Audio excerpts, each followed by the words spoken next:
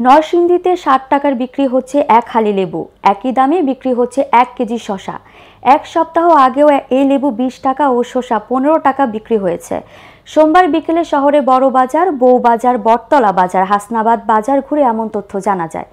ব্যবসায়ীরা জানান, রোজার প্রথম ২ থেকে ৩ দিন লেবুর ব্যাপক চাহিদা থাকে, পর্যাপ্ত সরবরাহ থাকে না, তাই দাম একটু বেড়ে যায়। তবে কয়েকটি রোজা গেলে দাম কমে যাবে। ক্রেতারা বলছেন, পৃথিবীর সব দেশে যখন রমজান মাসে জিনিসপত্রের দাম কমায় তখন বাংলাদেশ উল্টো। এদেশে রোজাদারকে জিম্মি করে ব্যবসায়ীরা পণ্যের দাম বাড়ায়।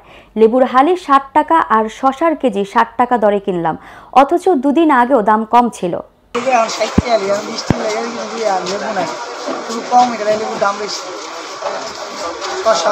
মোটামুটি ৪০ টাকা রেখা থেকে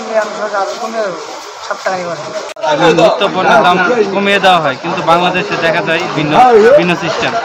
যে রমজান আসলে নিত্য পণ্যের দাম বেড়ে যায়। যেমন রমজানের পূর্ব লেবু এক হালি ছিল ১৫ থেকে ২০ টাকা, বর্তমানে এক পিস লেবুর দামে ৩০ টাকা।